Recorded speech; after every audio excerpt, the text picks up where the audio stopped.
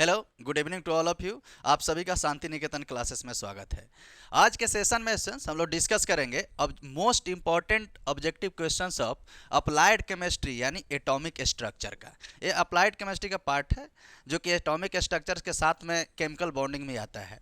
वो स्टूडेंट्स जो खासकर प्रिपरेशंस कर रहे हैं पॉलिटेक्निक डिप्लोमा का या फिर कोई कम्पिटेटिव एग्जाम्स का है, उनके लिए बेहद इंपॉर्टेंट होने वाला है क्योंकि इसमें ओवरऑल सारे ऑब्जेक्टिव क्वेश्चंस का जो है कलेक्शंस आपको मिल जाएगा। ठीक है, और ये बोर्ड एग्जाम्स के लिए तो जो भी स्टूडेंट्स बोर्ड एग्जाम्स के लिए हैं उनके लिए तो इम्पोर्टेंट है ही है। ठीक है सर, तो आइए हम लोग वन बाई वन करके सारे ऑब्जेक्टिव को डिस्कस करते हैं, जिसमें पहला ऑब्जेक्टिव क्वेश्चन ये है कि what is the number of proton and neutron in bromine Br 3580 में, यानी Br 3580 में number of protons and neutrons का संख्या बताना है, कितना नंबर है। तो देखिए सर, सबसे पहले तो ये समझ लीजिए कि एक नंबर ऑफ न्यूट्रॉन का जो फॉर्मूला होता है, नंबर ऑफ न्यूट्रॉन का जो फॉर्मूला होता है वो होता है सर मास नंबर, यानी कि उसको ए से डिनोट करते हैं माइनस एटॉमिक नंबर। ठीक है, जिसको जेड से डिनोट करते हैं।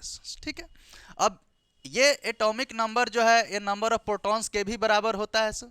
तो सबसे पहले अब देखिए एटॉमिक नंबर जेड है, जेड को हम लोग क्या बोल दिए सर, एटॉमिक नंबर लिख लीजिएगा, एटॉमिक नंबर, और इसको हम लोग बोलते हैं मास नंबर। ठीक है, अब जो एटॉमिक नंबर रहता है वहीं स्टूडेंट्स नंबर ऑफ प्रोटॉन भी रहता है, यानी नंबर ऑफ प्रोटॉन। तो एक तरीके से बोल दिए कि atomic number number of proton है, तो अब इसमें एटॉमिक नंबर को नीचे से लिखा जाता है और ऊपर मास नंबर आता है। तो अब एटॉमिक नंबर 35 है, तो पता तो चल गया कि इसमें प्रोटॉन का संख्या 35 है, लेकिन ऑप्शन 35 इसमें भी है, इसमें भी है।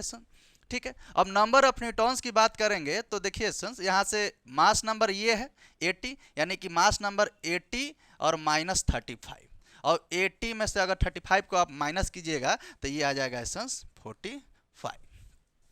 करेक्ट, इस तरीके से। तो यहाँ पे हम लोग ये देख लिए एसेंस कि नंबर ऑफ प्रोटॉन्स तो पहले ही पता चल गया था, जो कि था हमारा 35, और नंबर ऑफ न्यूट्रॉन्स हो गया 45, यानी कि इसमें का करेक्ट आंसर जो है आपका ऑप्शन नंबर बी है। ठीक है, तो ये ध्यान में भी रखना है एसेंस कि जब भी किसी दूसरे क्वेश्चंस के लिए पूछे तो साथ में कॉन्सेप्ट भी जरूर क्लियर रखिए कि अगर दूसरा क्वेश्चन कोई भी यदि पूछता है तो एज इट इज आप इसको एज ए लिख लीजिएगा essence, which is very very important. ठीक है, आइए नेक्स्ट क्वेश्चन की तरफ मूव ऑन करते हैं। Next question, which element does not have neutron. वो ऐसा कौन सा एलिमेंट है इस चारों ऑप्शंस में से जो है जिनके पास न्यूट्रॉन ही नहीं है। अब सेम इस प्रोसीजर से पता चल जाएगा। अब जैसे सारे एटम्स को बताना है, कार्बन का एटॉमिक नंबर होता है 6 और मास नंबर होता है 12। ठीक है, तो इसमें तो नंबर ऑफ न्यूट्रॉन आपको मिल जाएगा। ठीक है, number of neutron A minus Z and 12 minus 6 अगर निकालिएगा तो मिल जाएगा, इसमें 6 मिल जाएगा। उसके बाद ऐसा ही चेक कीजिए, हीलियम की बात करेंगे तो हीलियम में भी देखिए हीलियम का होता है एटॉमिक नंबर 2 और मास नंबर 4। इसमें भी देखिए 4 में से 2 माइनस करेंगे तो नंबर ऑफ न्यूट्रॉन मिल गया as it is. Option number C check कीजिए, हाइड्रोजन, हाइड्रोजन का एटॉमिक नंबर 1 और मास नंबर भी 1 होता है। अब देखिए जैसे ही इसको इस फॉर्मूला में रखिएगा तो क्या हो जाएगा, ए माइनस जेड, यानी कि 1 माइनस 1 क्या हो जाएगा, 0। यानी कि हाइड्रोजन ऐसा एलिमेंट है, ऐसे पूरे पीरियोडिक टेबल में हाइड्रोजन ऐसा एलिमेंट है जिसके पास न्यूट्रॉन नहीं है। यानी कि यहाँ से पता चल गया कि इसके पास कोई भी न्यूट्रॉन नहीं है, यानी 0 न्यूट्रॉन है, यानी option C is the right answer. ठीक है, न्यूट्रॉन है 714, इसके पास भी हो जाएगा। न्यूट्रॉन की बात कीजिएगा तो इसके पास भी हो जाएगा। करेक्ट, आइए नेक्स्ट क्वेश्चंस की तरफ मूव ऑन करते हैं। क्वेश्चंस कह रहा है कि विच one is correct condition for Bohr's atomic model या स्टेशनरी मॉडल। मतलब क्वेश्चंस ये कहा कि कौन सा इसमें जो रिलेशन है जो बोर्स एटॉमिक मॉडल के अकॉर्डिंग जो है ये सही रिलेशंस को जो है मतलब सही रिलेशंस जो है लिखा गया है। ठीक है, तो अब बोर्स एटॉमिक मॉडल में हम लोग देखते हैं एक टर्म्स आता है एंगुलर मोमेंटम का टर्म्स आता है, जिसको हम लोग एल से डिनोट करते हैं। ठीक है, जो कि कितने के बराबर आता है, एल होता है पी क्रॉस आर। ठीक है। पी क्रॉस आर होता है, मोमेंटम में आर होता है तो इसको चेंज करते हैं तो पी आर साइन थीटा हो जाता है। थीटा 90 डिग्री होता है तो इसलिए साइन 90 का वैल्यू हट जाता है और मोमेंटम का फॉर्मूला आता है एम भी आर। तो एक तो फार्मूला यहाँ से निकल गया एसेंस कि ए भी जो है वेक्टर क्वांटिटी होता है, तो एक तो निकल गया कि एंगुलर मोमेंटम एसेंस एम भी आर हो गया। दूसरा होता है एसेंस N H by two pi के टर्म्स में L is equals to N H by two pi, ठीक है, जहाँ एच प्लैंक कांस्टेंट है। अब देखिए इस दोनों इक्वेशन से अगर हम लोग बातें करें इक्वेशन फर्स्ट टू से, तो किसके बराबर आ रहा है एसेंस, यानी कि M V are, are radius हो गया एसेंस, M V R is equals to N H by two pi के बराबर, करेक्ट है। तो यानी कि अब इसका ऑप्शन चेक कीजिए sir, M V N H by two pi, ये भी नहीं है, M V R is equals to N H by two, option B is the right answer, ठीक है। अब ये हो गया, इधर आगे भी देख लेते हैं सर, यहाँ N H by four pi है, ये तो होगा ही नहीं क्योंकि टू पाई होता है। M V R is equals to H by two N pi, ये भी नहीं होगा, यानी कि हम लोग का आंसर क्या आ गया सर, बी, ठीक है। इसी तरह से आगे बढ़ते हैं। वीडियो को एसेंस लाइक शेयर सब्सक्राइब जरूर कर दीजिए एसेंस, और अपने नज़दीकी जो भी दोस्त है उनको शेयर भी कर दीजिए, ठीक है, इससे एक मोटिवेशंस मिलता है। आते हैं एसेंस नेक्स्ट क्वेश्चन के तरफ। Question number 4, Rutherford's scattering experiment related to the, मतलब जो रदरफोर्ड्स का हम लोग स्कैटरिंग एक्सपेरिमेंट देखे हैं उनको अल्फा पार्टिकल स्कैटरिंग भी बोला जाता है, वो किससे रिलेटेड है। अब ये एक्चुअली में जो है हम लोग को पता है कि रदरफोर्ड का अल्फा पार्टिकल जो स्कैटरिंग हो रहा था, उस पूरे में जो है हम लोग यही पता लगा रहे थे कि रदरफोर्ड ही तो जो है साइज ऑफ न्यूक्लियस की बातें की, साइज ऑफ न्यूक्लियस का क्या उन्होंने पूरा बताया था कि साइज ऑफ न्यूक्लियस होता क्या है सर, यानी कि अगर ऑप्शन देखे तो साइज ऑफ न्यूक्लियस देखिए ऑप्शन नंबर ए ही जो है करेक्ट आंसर है, ठीक है। साइज ऑफ एटम इन्होंने बिल्कुल भी इसके बारे में वो नहीं किया था, साइज ऑफ प्रोटॉन्स और साइज ऑफ न्यूट्रॉन्स ये ऑप्शन नहीं होगा, ठीक है। यानी कि रदरफोर्ड स्कैटरिंग एक्सपेरिमेंट जो है या अल्फा पार्टिकल स्कैटरिंग एक्सपेरिमेंट जो है वो साइज ऑफ न्यूक्लियस का मतलब जो है न्यूक्लियस के साइज का एस्टिमेशन करता है, ठीक है। और न्यूक्लियस की साइज की यदि बातें करें तो कितना होता है अप्रोक्सीमेटली होता है 10 टू द पावर, ये सब लिख लिया कीजिएगा, -15 मीटर के आसपास होता है, यानी साइज ऑफ न्यूक्लियस 10 पर -15 मीटर। और एटम का साइज जो होता है सन्स, एटम की साइज की बात करें, ये तो हो गया न्यूक्लियस का, और एटम का बात करें साइज ऑफ एटम, तो ये करीबन 10 टू द पावर -10 मीटर। जैसे ऑप्शन अब यहाँ पे देखिए जो भी ऑप्शंस में इस तरीके से आएंगे हम उसके बारे में डिस्कस कर देंगे कि उससे रिलेटेड अगर आपका न्यूमेरिकल क्वेश्चन आता है तो वो भी बन जाए, करेक्ट। आइए तो ये इसका ऑप्शन हो गया 4 का ए। नेक्स्ट क्वेश्चन आता है सर, नेक्स्ट क्वेश्चन है who propose the first atomic orbital of an atom, यानी कि first atomic orbital of an atoms का कि कौन से साइंटिस्ट प्रपोज किए थे, तो इसका राइट आंसर है sir J Thomson, J Thomson ने इसको प्रपोज किया था, ठीक है। अच्छा जे थॉमसन से याद आया सर, जे थॉमसन किसी और चीज़ का भी डिस्कवरी किए थे सर, याद कीजिए, ये लिख लीजिए, तीनों लिख लीजिए। इलेक्ट्रॉन्स का डिस्कवरी किन्होंने किया था, इन्होंने किया था। इलेक्ट्रॉन्स का डिस्कवरी किसने किया, जे थॉमसन, ठीक है। साथ में और भी देख लीजिए, प्रोटॉन्स का किन्होंने किया था, गोल्ड स्टीन। एक और आता है न्यूट्रॉन, और न्यूट्रॉन का डिस्कवरी किसने किया था, जेम्स चार्डविक ने, ठीक है, जेम्स चार्डविक। यानी ये तीनों लिख लीजिए सेंस कि electrons J Thomson, Goldstein, proton और जो जेम्स चार्डविक जो है न्यूट्रॉन का डिस्कवरी किए हुए थे, ठीक है सर। तो इसको एक बार जो है स्क्रीनशॉट ले लीजिए और इसका कंप्लीट नोट्स बना लीजिए sir, which is very very important for your exams, ठीक है। इसको मिटाते हैं, नेक्स्ट स्लाइड पे आते हैं सर।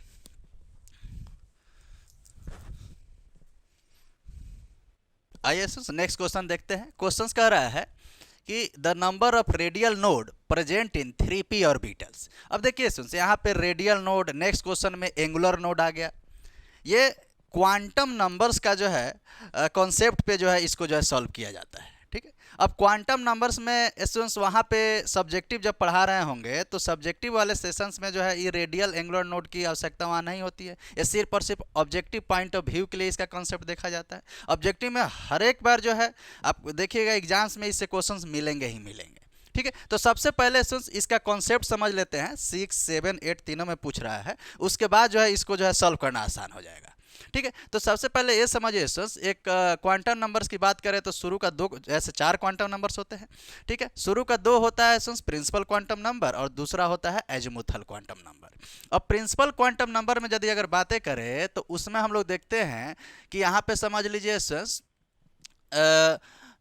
प्रिंसिपल क्वांटम नंबर को n से डिनोट करते हैं, स्मॉल n से, और इस स्मॉल n का जो वैल्यू होता है सेल में हम लोग देखते हैं, तो सेल में स्मॉल n का जो वैल्यू होगा, जैसे यहाँ पे लिख देते हैं सेल, तो इसके लिए सारे स्टूडेंट्स को पता होगा, इस चीज़ के बारे में नहीं भी पता होगा तो कॉन्सेप्ट समझ लीजिए। इसमें सेल क्या होता है students, K, L, M and N, correct है। और इसका जो है वैल्यू यदि देखिएगा तो क्या हो जाएगा 1, 2, 3 और 4। ठीक है, ये समझना जरूरी है। उसके बाद दूसरा आता है स्टूडेंट्स एजीमुथल क्वांटम नंबर। ठीक है, तो एजीमुथल क्वांटम नंबर को डिनोट करते हैं स्टूडेंट्स हम लोग एल से। ठीक है, इसमें भी 4 वैल्यू आएगा। एजीमुथल क्वांटम नंबर को डिनोट किया स्टूडेंट्स एल से, स्मॉल एल से, और ये क्या बताता है सबसेल के बारे में स्टूडेंट्स। अब देखिए सबसेल यानी कहने का मतलब एस, पी, डी और एफ, और इसमें सबसेल में एस के लिए एल का जो वैल्यू होता है वो 0 होता है, पी के लिए 1, डी के लिए 2 और एफ के लिए 3 हो जाता है।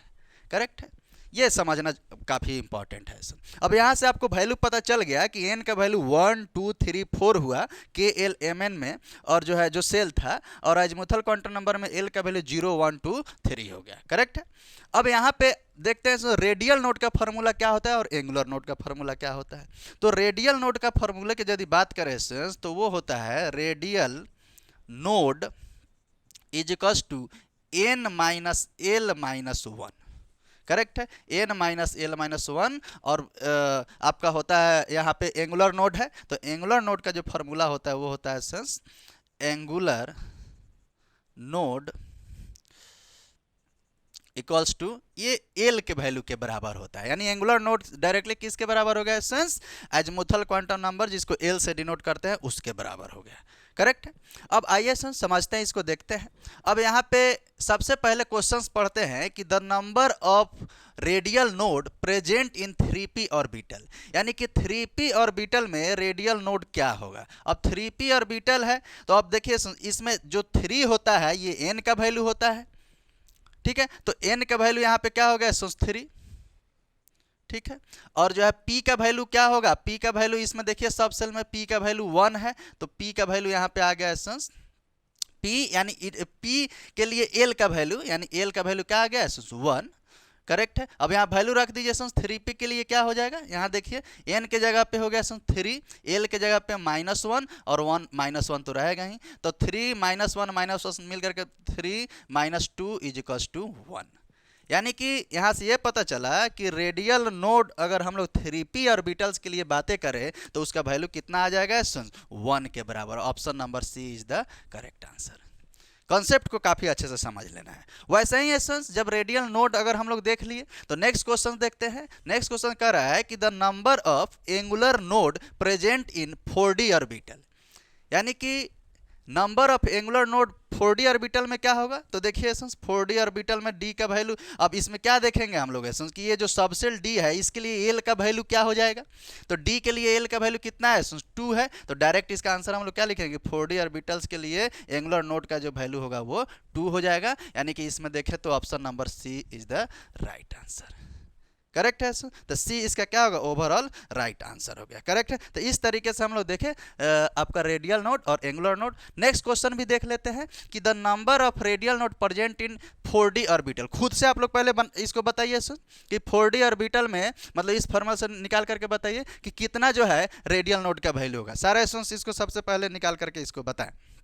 करेक्ट है, अब देखिए आते हैं सर, देखते हैं 4d के लिए बात किया है, तो 4d के लिए यदि अगर हम लोग बातें करें तो इसमें n का वैल्यू ये होता है sir n is equals to 4।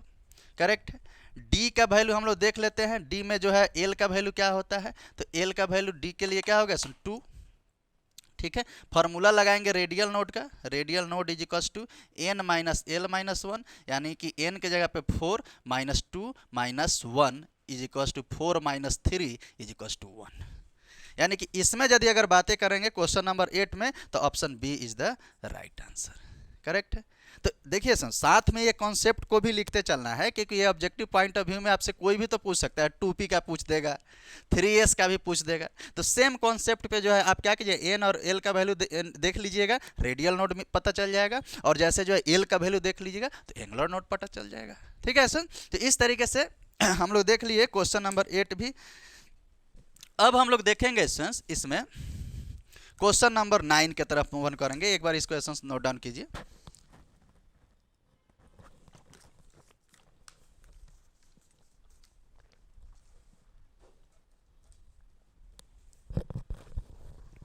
आइए क्वेश्चन नंबर 9 की तरफ मूव करते हैं। क्वेश्चन नंबर 9 क्या कह रहा है, which element is the highest electronegative.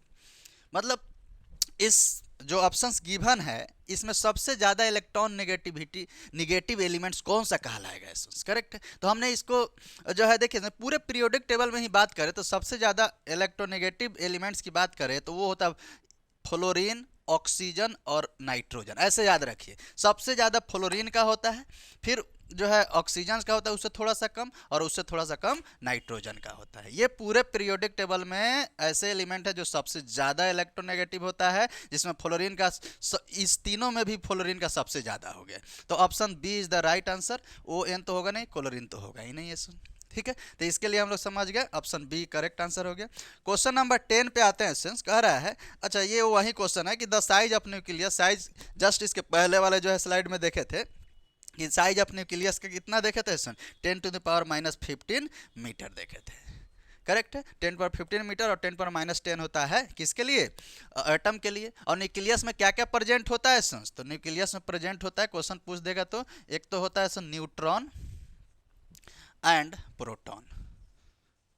ठीक है, तो nucleus contains neutron and protons, और न्यूक्लियस पे चार्ज पूछेगा कि कैसा चार्ज होता है, तो न्यूट्रॉन पे तो 0 चार्ज होता है, तो प्रोटॉन पे पॉजिटिव चार्ज, यानी पूरे न्यूक्लियस पे कैसा चार्ज होगा, पॉजिटिव चार्ज होगा।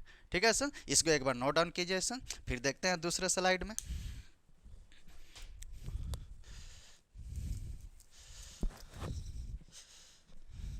Now question number 11, what is the radius of first Bohr orbit for the hydrogen atom.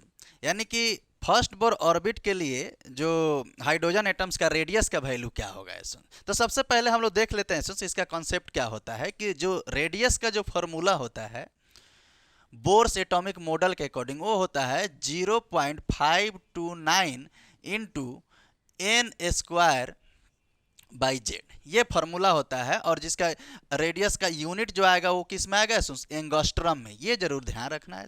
Option भी देखिए एंगस्ट्रम में ही दिया हुआ है। तो अब यहाँ पे वैल्यू रखिए, एन का वैल्यू जो है फर्स्ट के लिए बात किया है, फर्स्ट बोर्स ऑर्बिट के लिए, तो एन का वैल्यू तो हो गया यहाँ पे 1। ठीक है, और जेड एटॉमिक नंबर होता है तो हाइड्रोजन के लिए एटॉमिक नंबर 1 हो गया। करेक्ट है, तो यहाँ पे 1 का अगर यहाँ पे वैल्यू रखिएगा तो क्या हो जाएगा, 0.529 1 का स्क्वायर इंटू बाई 1 का स्क्वायर 1 और डिवाइडेड बाई 1, यानी कि सिर्फ और सिर्फ क्या बच गया, मल्टीप्लाई में 1 है तो सिर्फ और सिर्फ क्या बच गया, 0.529 एंगस्ट्रॉम। ठीक है, अब 0.529 एंगस्ट्रम अगर ऑप्शन में ये है 0.529 एंगस्ट्रम, हाँ ऑप्शन में ऑप्शन सी में दिख रहा है तो C answer is the correct हो गया। कहीं कहीं एसेंस इसको ऐसे भी लिख सकता है, ये 0.53 भी तो लिख सकते हैं एसेंस, तो 0.53 एंगस्ट्रम भी यदि रहेगा ऑप्शन में जो है अगर 0.529 की जगह पे तो इसको तो लिख ही सकते हैं। ठीक है, तो वहाँ पे भी आप इसको इस तरीके से राइट डाउन कर आंसर टिक मार्क कर सकते हैं। ठीक है, तो इस तरीके से हम लोग देख लिए radius of first Bohr orbit. उसके बाद देखते हैं क्वेश्चन नंबर 12 पे, what is the total energy of second Bohr's orbit for the hydrogen atom.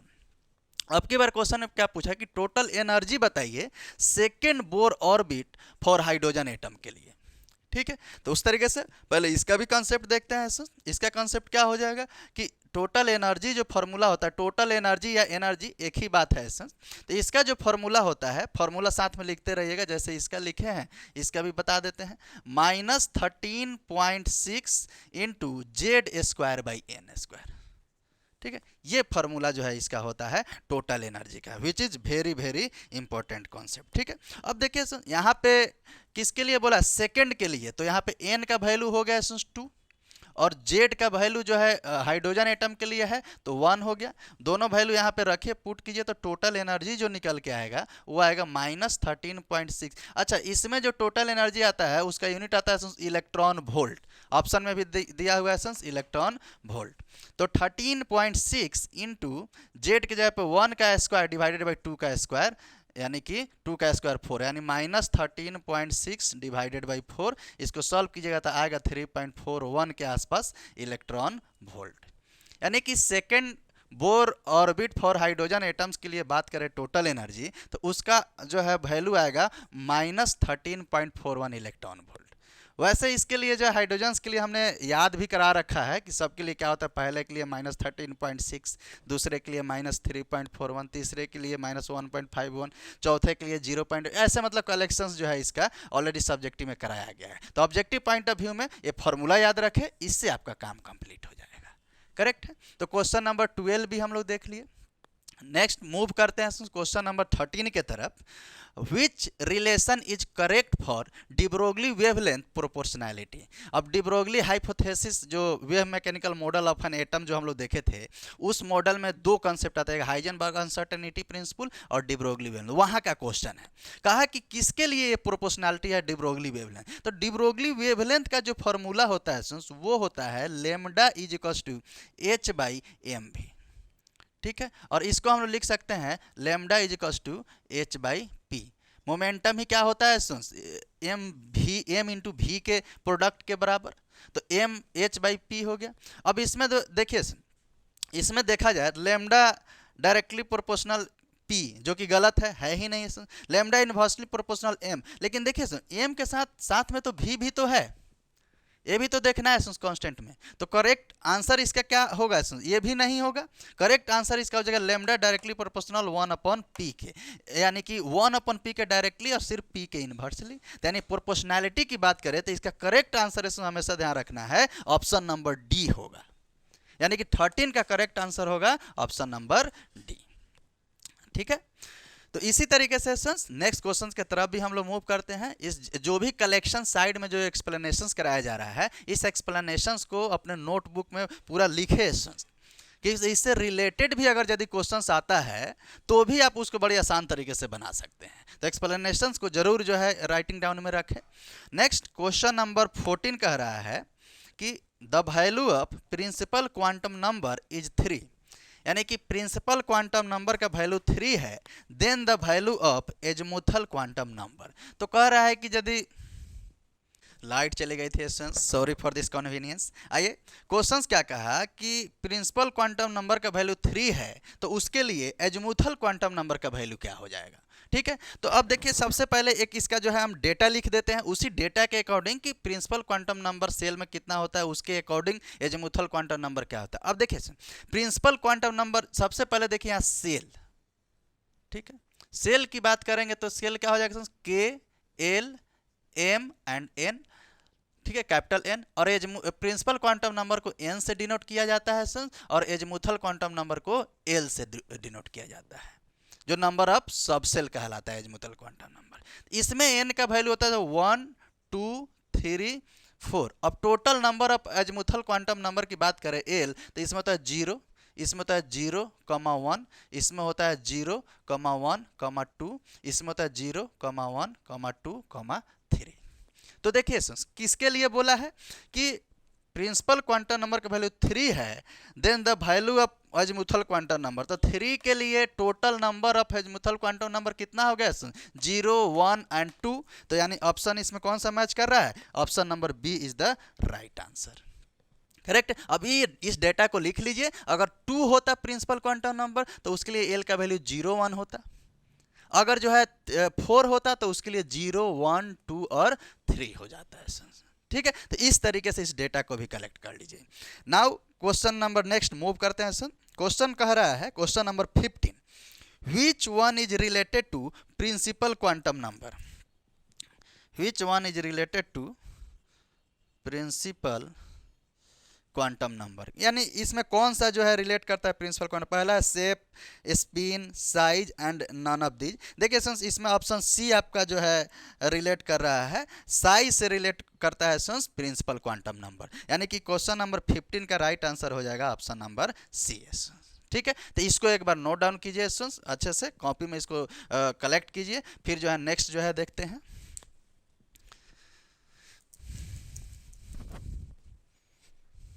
Now देखते हैं क्वेश्चन नंबर 16। ठीक है sir, N orbital having maximum 2 electron in opposite spin related.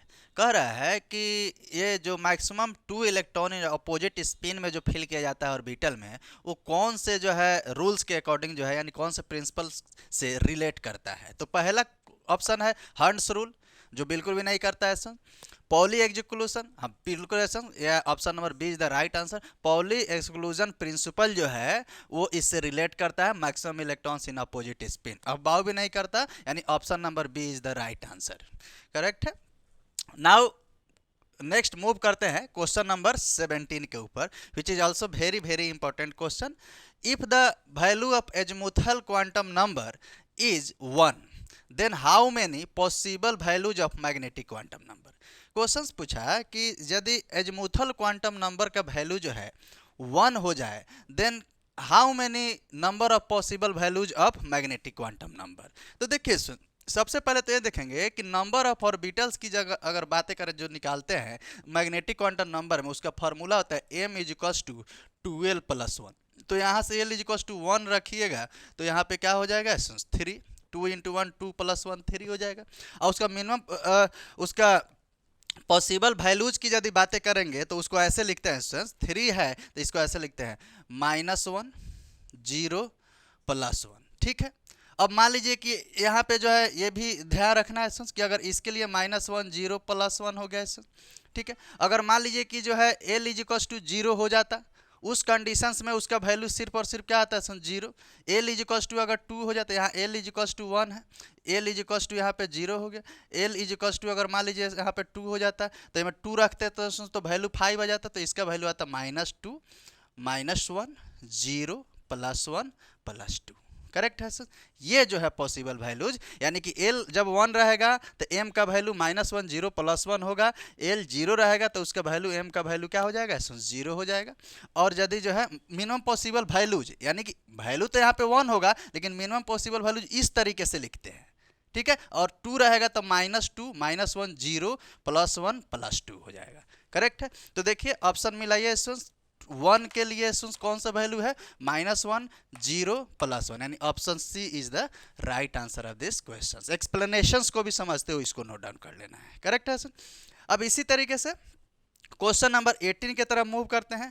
Question number 18 कह रहा है कि which among the following orbitals with the highest energy is, मतलब कह रहा है कि इस जो ऑर्बिटल्स यहाँ पे दिया हुआ है क्वेश्चन में, इसका जो है हाईएस्ट एनर्जी कौन से ऑर्बिटल्स का होगा। ठीक है सर, ठीक है सर। अब इसमें हाईएस्ट एनर्जी यदि अगर देखते हैं तो वो हम लोग को पता चलता है, कैसे पता चलेगा सर, वो पता चलेगा हर्ट्ज रूल के अकॉर्डिंग। अब हर्ट्ज रूल जानना जरूरी है, क्या होता है हर्ट्ज रूल? कहता है कि आप किसी भी ऑर्बिटल्स का यदि एनर्जी पता लगाएंगे तो n + l रूल से पता लगाइए, n + l रूल। ठीक है, अब n + l रूल में n है प्रिंसिपल क्वांटम नंबर और l है एजिमुथल क्वांटम नंबर। अब एक एक ऑप्शंस को यहाँ से चेक करते हैं। 2p हो गया है।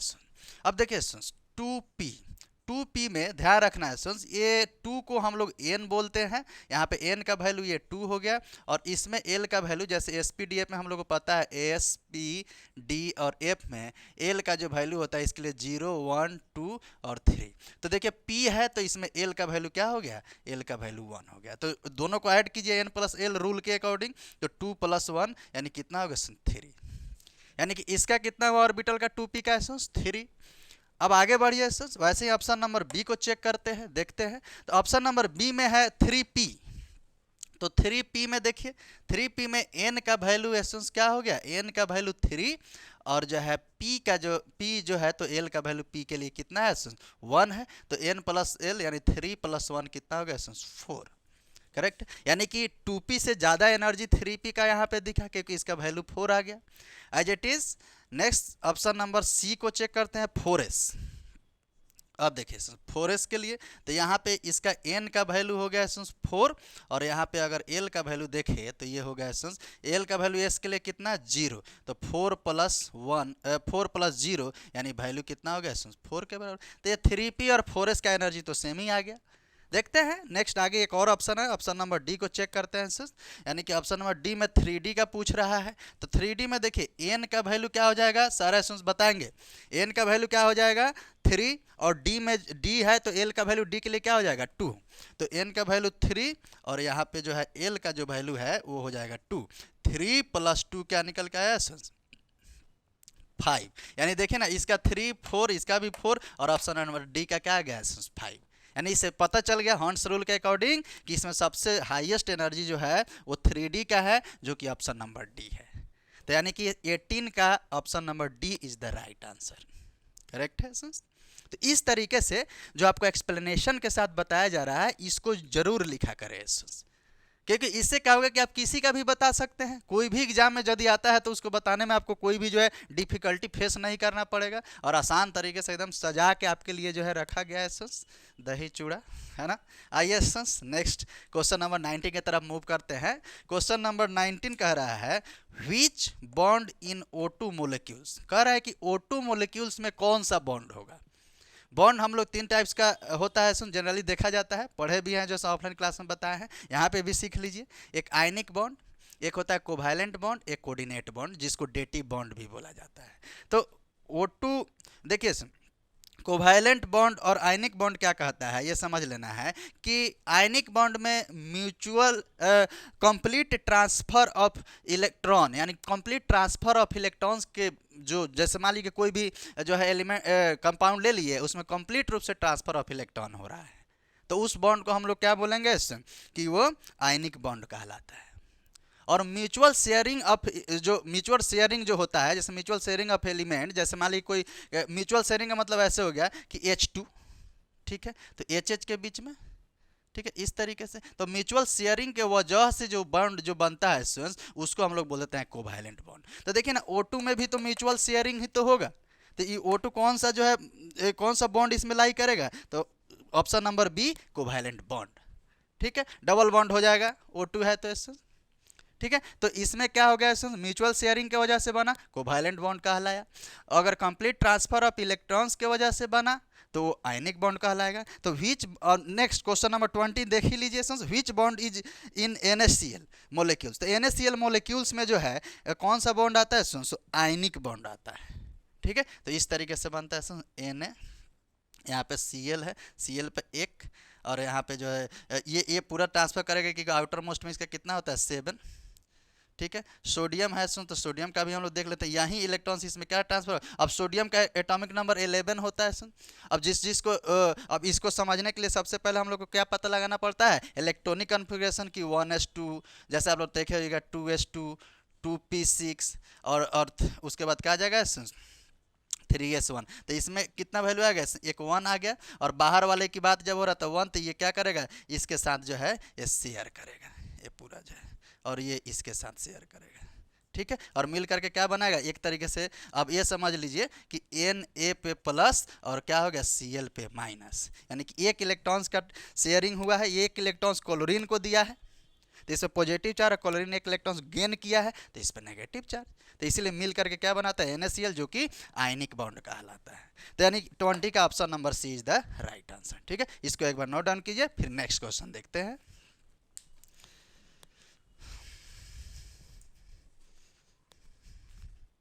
नाउ देखते हैं question number 21, which one is the electronic configuration of chromium 24। Chromium 24 का इलेक्ट्रॉनिक कन्फिगुरेशन क्या है, इस चारों में से हम लोग को ऑप्शन देना है। तो आइए सीखते हैं पहले कि इसका इलेक्ट्रॉनिक कन्फिगुरेशन क्या होता है। जैसे देखिए यहाँ क्रोमियम लिए, क्रोमियम का एटॉमिक नंबर 24 है तो इसको लिखते कैसे हैं 1s2 2s2 2p6 3s2 3p6 4s और 3d। देखिए एक्चुअली यहाँ पे लिखते तो हम लोग का क्या होता, 4s2 और 3d 4 होता, लेकिन ये एक्सेप्शन है और काफ़ी इंपॉर्टेंट है, तो इसीलिए इसमें क्या होता है 4s1 और इसमें होता है 3d 5। ऐसे ऑप्शन मिलाएंगे तो ऑप्शन इसका कौन सा हो जाएगा, option B is the right answer. 4s1 3d 5 देखिए यहाँ पे मिल रहा है। अब क्यों हुआ ये थोड़ा सा समझ लेते हैं। 4s ये एक्चुअली होता ये, इसमें होता है ये 4s2 और 3d 4 होना चाहिए था। तो एक्चुअली ये होता है कि s अगर ऑर्बिटल की अगर हम लोग बातें करें तो s ऑर्बिटल में 2 इलेक्ट्रॉन्स हो जाता और d ऑर्बिटल में हमारा कितना इलेक्ट्रॉन्स होता है 10। ठीक है, तो 1 2 3 4 और इसमें कैसे होता है 1 2 3 4। ठीक है, ये होता, लेकिन एक्चुअली में ये तो फुल फिल हो गया, ये हाफ फिल नहीं हुआ। और होता क्या है कि फुलफिल ऑर्बिटल और half fill orbital are more stable than partially filled orbital. तो ये तो पार्शियली फील्ड ऑर्बिटल हो गया, तो ये तो 4s अगर हाफ फिल भी रहता है तो भी जो है ये स्टेबल है।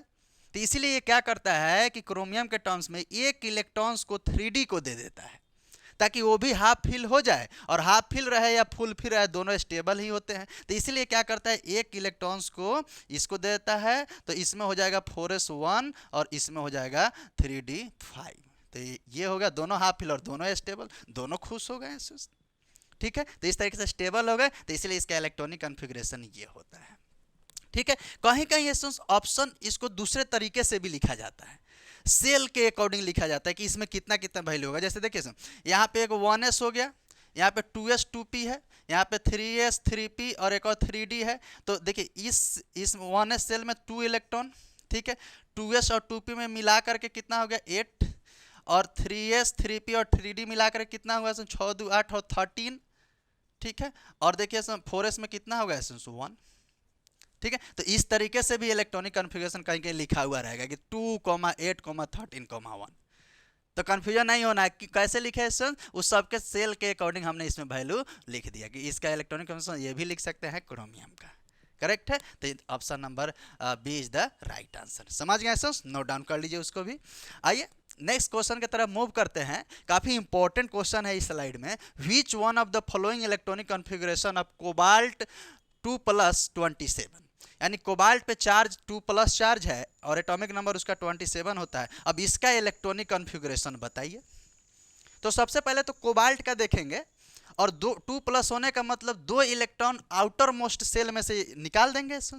ठीक है, तो इसको देखिए, इसको भी लिखने का तरीका आर्गन। अब जैसे मान लीजिए इसमें भी आर्गन कहाँ तक हो जाता है, अगर इसको लिखते तो ऐसे भी लिख सकते थे आर्गन 18 है तो यहाँ तक 18, और इसको क्या लिख सकते थे 4s1 और 3d 5 भी लिख सकते थे। तो ये 3 तरीका आप समझ गए इलेक्ट्रॉनिक कॉन्फ़िगरेशन लिखने का। इस तरीके से एक आर्गन क्यों लिखे कि वो नियरेस्ट नोबल गैस एलिमेंट है, और एक इस तरीके से भी सीख लिए। तो कोबाल्ट का भी इस तरीके से लिखते हैं। पहले कोबाल्ट 27 का, तो कोबाल्ट 27 का लिखेंगे तो आर्गन 18 तक तो यहाँ तक आ गया है। ठीक है, देखिए यहाँ तक आ गया। अब इसमें आ गया 4s और 3d। तो 4s में एसेंस देखिए 27 है तो 18 हो गया, तो 4s में एसेंस 2 हो गया, और 3d में कितना हो गया एसेंस 18 और 2 20 और 7 जोड़ देंगे तो 27। तो कोबाल्ट सिर्फ कोबाल्ट 27 का जो है ये वैल्यू आ गया इलेक्ट्रॉनिक कॉन्फ़िगरेशन। सीख लीजिए यहाँ पे। अब इस पे 2+ चार्ज है, यानी कि 2 इलेक्ट्रॉन्स क्या किया है, ये किस लूज किया है, दिया है इलेक्ट्रॉन्स। ठीक है, बहुत बड़ा है। तो अब 2 इलेक्ट्रॉन्स दिया तो ये कहाँ से देगा, आउटर मोस्ट सेल से देगा। तो आउटर मोस्ट सेल 4s और 3d में कौन सा है 4s है, तो ये क्या करेगा 2 इलेक्ट्रॉन्स दे देगा, तो यहाँ पे क्या हो जाएगा 4s 0, यानी कोबाल्ट 27 2+ का अगर इलेक्ट्रॉनिक कॉन्फ़िगरेशन निकालिएगा तो ये हो जाएगा 4 आर्गन 4s0 और 3d 7, इस तरीके से। तो देखिए सर कितना अच्छे तरीके से इसको आप नोट डाउन कीजिए। काफ़ी अब इसमें आयरन का किसी का भी आपसे क्वेश्चन पूछ सकता है, आयंस के टर्म्स में भी आप सीख लिए इलेक्ट्रॉनिक कॉन्फ़िगरेशन। यानी कि इसमें अगर देखेंगे तो इसका ऑप्शन खोजिए, कौन सा ऑप्शन हो गया sir 3 argon 4s0 3d 7, option number A is the right answer, यानी 22 का ऑप्शन ए करेक्ट है। ठीक है, तो इसको भी एसेंस नोट डाउन कर लीजिए। ठीक है, इस तरीके से हमने ये सीख लिया। अब आते हैं सर नेक्स्ट क्वेश्चन की तरफ मूव करते हैं। Question number 23। ठीक है, देखिए क्वेश्चन नंबर 23 कह रहा है कि the number of unpaired electron in Fe पे 2+ का क्या होगा इसमें, यानी Fe पे 2+ है तो उसमें कितना नंबर ऑफ अनपेयर्ड इलेक्ट्रॉन्स होंगे। तो पहले Fe पे 2+ यानी उसका एटॉमिक नंबर बगल में दिया है 26, तो Fe पे 2+ का सबसे पहले जो है हम लोग क्या निकालेंगे, इलेक्ट्रॉनिक कॉन्फ़िगरेशन। ठीक है, और उसके बाद देखेंगे तो बहुत आसान है। अब देखिए यहाँ पे सीख लीजिए Fe पे 2+, ठीक है, और Fe कितना है यहाँ पे, Fe का 26 दिया है, तो सीधे लिखिए आर्गन 18 तक, तो यहीं तक हो गया, फिर 4s और 3d। ठीक है, अगर सिर्फ और सिर्फ जो है 2+ थोड़ी देर के लिए भूल जाते तो यहाँ पे क्या लिखते हैं, 2 लिखते हैं और यहाँ पे 6 लिखते हैं, लेकिन 2+ है तो 2 इलेक्ट्रॉन्स यहाँ से निकल जाएगा, तो 2 इलेक्ट्रॉन्स निकल जाएगा तो क्या हो जाएगा, 0। और देखिए 4s क्या बनाइए, तो 4s में बनाए ऑर्बिटल, तो यहाँ पे 0 हो गया, कोई अनपेयर्ड इलेक्ट्रॉन नहीं है। और यहाँ पे 3d का बनाते हैं, तो 1 2 3 4 इलेक्ट्रॉन फिल कीजिए, 1 2 3 4 5 और एक और इलेक्ट्रॉन इसमें आ जाएगा तो 6। अब काउंट कीजिए, ये तो फुल फिल हो गया, लेकिन इसके बगल वाला 1 2 3 और 4 क्या है, हाफ फिल है, यानी कि 4 अनपेयर्ड इसमें इलेक्ट्रॉन हो गए। यानी कि इसमें अगर देखा जाए तो Fe2+ में 4 अनपेयर्ड इलेक्ट्रॉन्स, यानी option number D is the right answer. अच्छा, इसमें अनपेयर्ड इलेक्ट्रॉन्स यदि पूछे तो क्या बताते, क्रोमियम में, क्रोमियम 24 में इसमें क्या बताते, 1 इसमें है और 5 इसमें, 6 अनपेयर्ड हो जाता है, आधा आधा फील है तो 6 अनपेयर्ड हो जाता है। और Fe पे 2+ में कितना हो गया, 4 अनपेयर्ड इलेक्ट्रॉन, तो option D is the right answer, correct है। इसको भी इस तरीके से समझ लीजिए। ठीक है, अब आते हैं नेक्स्ट क्वेश्चन की तरफ। क्वेश्चन नंबर 24 पे मूव करते हैं, देखते हैं क्वेश्चन नंबर 24 क्या कह रहा है। ठीक है, क्वेश्चन नंबर 24 कहा कि the substance having unpaired electron it shows, अगर कोई जो सब्सटेंस है वो अनपेयर्ड इलेक्ट्रॉन है तो वो क्या शो करेगा, डायामैग्नेटिक होगा, पैरामैग्नेटिक होगा, बोथ नॉन। पहले तो ये समझ लीजिए, काफ़ी इंपॉर्टेंट है कि अनपेयर्ड जो इलेक्ट्रॉन्स होते हैं इसमें कलर्ड भी पूछ सकता है, कलर्ड है कि कलरलेस है वो सब्सटेंस। तो देखिए जो भी सब्सटेंस, याद रखना है, अगर जो है अनपेयर्ड है तो वो कलरलेस है, और जो भी सब्सटेंस अगर पेयर्ड है तो वो कलर्ड है। क्या समझे स्टूडेंट्स, कि अनपेयर्ड कलर्ड हो गया और जो पेयर में है वो कलरलेस हो गए। इससे क्या पता चलता है कि शादीशुदा जिंदगी जो होता है वो कलरलेस होता है क्योंकि पेयर्ड में होते हैं, और बाकी तो पता ही है। ठीक है, बाकी जो है ऐसे जनरल जो है जो अकेले होते हैं वो क्या होते हैं, एकदम कलर्ड। ठीक है तो यहाँ पे क्या सीखे कि अब देखिए, अब अनपेयर्ड इलेक्ट्रॉन तो कलर्ड, और कलर्ड सब्सटेंस जो होता है वो पैरामैग्नेटिक को शो करता है। यानी कि साफ साफ यहाँ पे देखिए, इसको लिख लीजिए, अनपेयर्ड एक ही लाइन में लिख लीजिएगा, पेयर्ड, तो ये क्या होंगे, कलर्ड। ठीक है, और ये क्या शो करेगा, पैरामैग्नेटिक, पैरामैग्नेटिक सब्सटेंस होगा। और अगर पेयर्ड होगा, वही बात आ गया क्या होगा, कलरलेस। तो ध्यान रखना है जब तक कुछ कर नहीं जाते हैं तब तक इस चक्कर में नहीं आना है। तो पेयर्ड हो गया कलर्ड, और ये क्या शो करेगा, डाया मैग्नेटिक। ठीक है, तो देखिए इसमें क्या होगा, ये अनपेयर्ड की बात किया हुआ है तो अनपेयर्ड इलेक्ट्रॉन्स की यदि अगर इसमें बातें होगा तो बताइए A B C D option में दे करके बताइए ऑप्शन कौन सा होगा, option B is the right answer, correct है, पैरामैग्नेटिक। तो इसको भी स्टार मार्क करके इसको लिखिए। ठीक है, आइए क्वेश्चन नंबर 25 की तरफ मूव करते हैं। What is the shape of NH3, NH3 का शेप क्या होता है, अमोनिया का शेप क्या होता है। तो अमोनिया का शेप होता है trigonal pyramidal, which is very very important. इसको भी स्टार मार्क कर लीजिएगा, एग्जाम पॉइंट ऑफ व्यू के लिए काफ़ी इंपॉर्टेंट है। यानी अमोनिया का शेप ट्राइगोनल पिरामिडल है। तो इस सबको एक बार नोट डाउन कीजिए, फिर देखते हैं नेक्स्ट लेक्चर में। ठीक है, हाँ हो गया 25 तक। और भी इसमें क्वेश्चन है, एक आध दो स्लाइड और आ जाएगा, पहले एक बार नोट कीजिए इसको। नेक्स्ट क्वेश्चन देखते हैं, question number 26। What is the shape of DsP2 hybridisation? DsP2 hybridisation का शेप क्या होगा? तो DsP2 हाइब्रिडाइजेशन का शेप होता है स्क्वायर प्लेनर।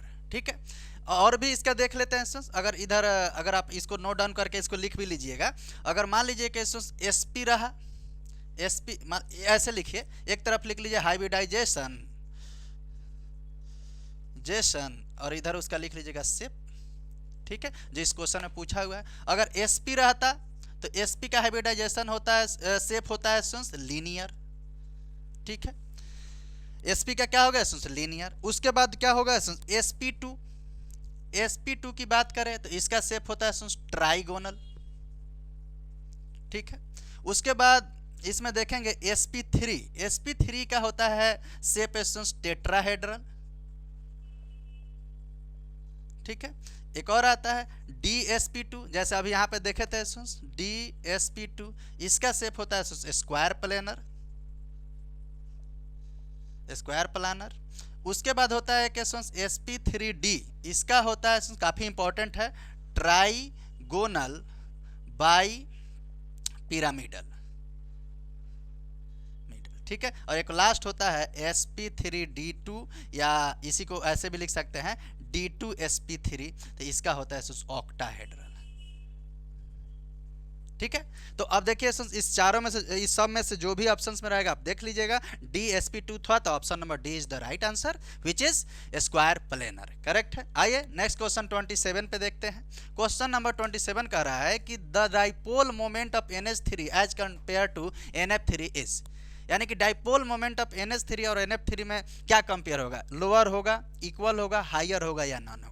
तो NH3 का जो डाइपोल मोमेंट होता है NH3 का, तो NH3 का डाइपोल मोमेंट जिसको म्यू से डिनोट करते हैं, उसका वैल्यू होता है 1.47 डी बाई। ठीक है, और NF3 का डाइपोल मोमेंट जो होता है वो होता है mu is equals to 0.24 debye. तो देखिए NH3 का ज्यादा है, यानी कि क्या होगा? Higher. Option B is the right answer. ठीक है, तो इसमें ऑप्शन बी हम लोग देख लिए। अब 27 का बी। नेक्स्ट क्वेश्चन पे मूव करते हैं क्वेश्चन नंबर 28। तो देखिए क्वेश्चन नंबर 28 क्या कह रहा है कि what is the bond angle of H2O, यानी कि H2O जो मोलिक्यूल्स है जिसका बेंट शेप होता है, उसका बॉन्ड एंगल का वैल्यू क्या होगा?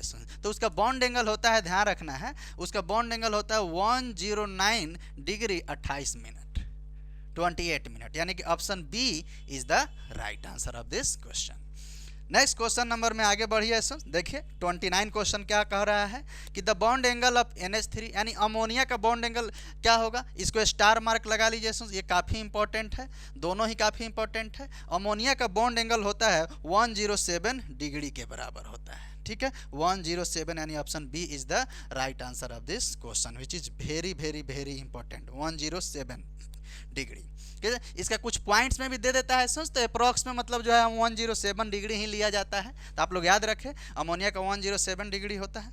उसके बाद नेक्स्ट क्वेश्चन कर रहा है कि यूनिट ऑफ डाइपोल मोमेंट क्या होगा? यूनिट ऑफ डाइपोल मोमेंट अभी तो वहीं बता रहे हैं डी बाई, यानी 30 का क्या हो जाएगा? Option B is the right answer. और भी हो सकता है, इसका बिल्कुल हो सकता है सर, क्योंकि म्यू जो होता है ये होता है चार्ज इनटू बॉन्ड लेंथ।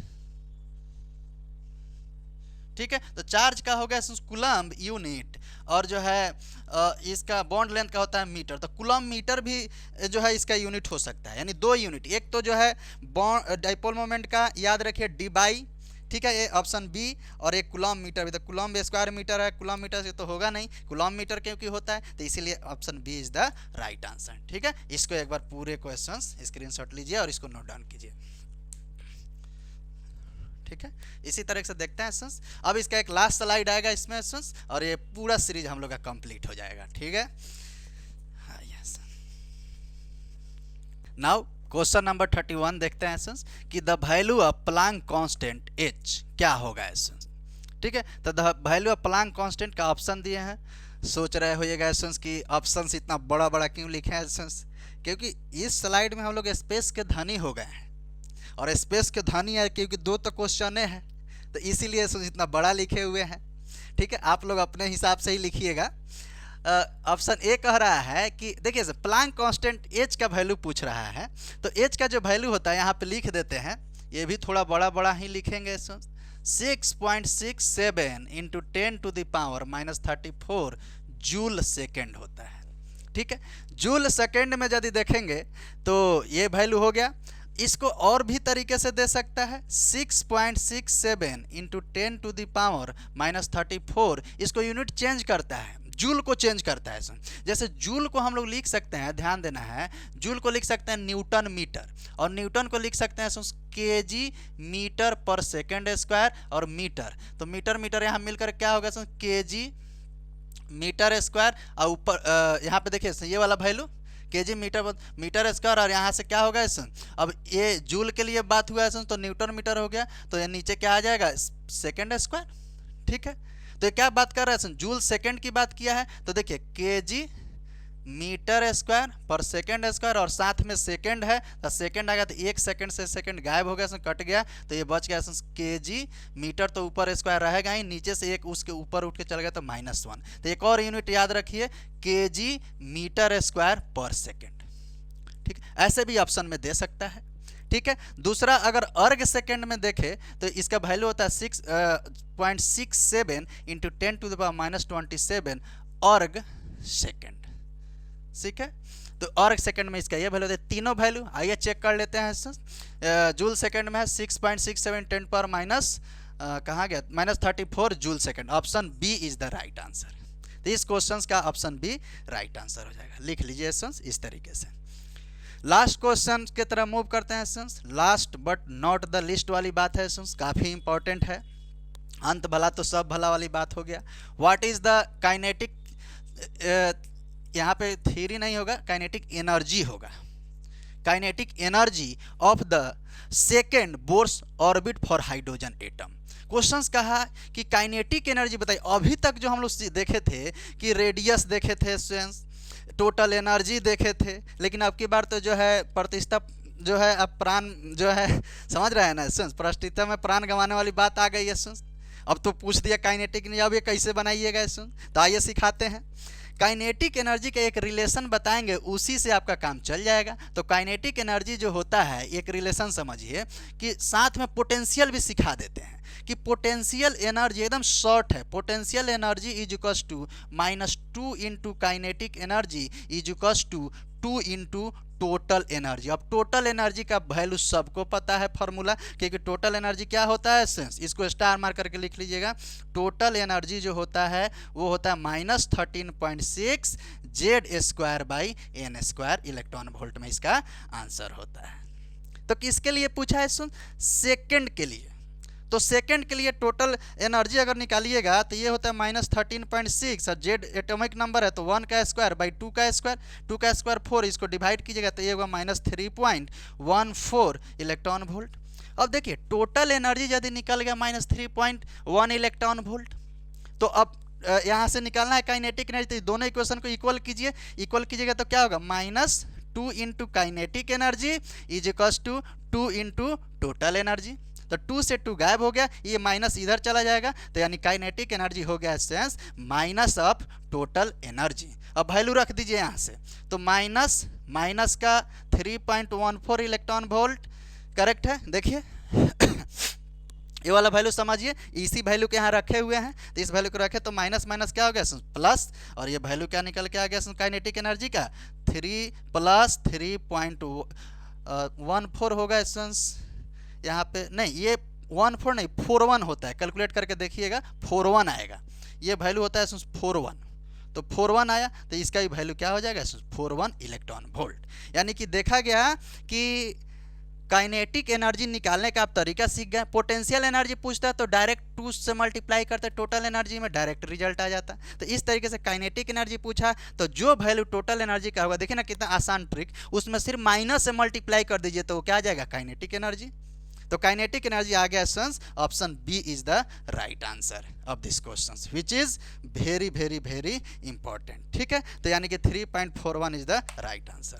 तो ये यहाँ पे सन्स टोटल कलेक्शन होता है पूरे ऑब्जेक्टिव क्वेश्चंस का, वो पूरा कंप्लीट होता है स्टूडेंट्स। मिलते हैं इसी तरीके से स्टूडेंट्स अब नए लेक्चर वीडियो में। वीडियो अच्छा लगा है तो स्टूडेंट्स लाइक शेयर सब्सक्राइब जरूर कर दें। मिलते हैं स्टूडेंट्स नेक्स्ट लेक्चर वीडियो में, तब तक आप वीडियो का एंजॉय कीजिए। Tata bye bye, see you.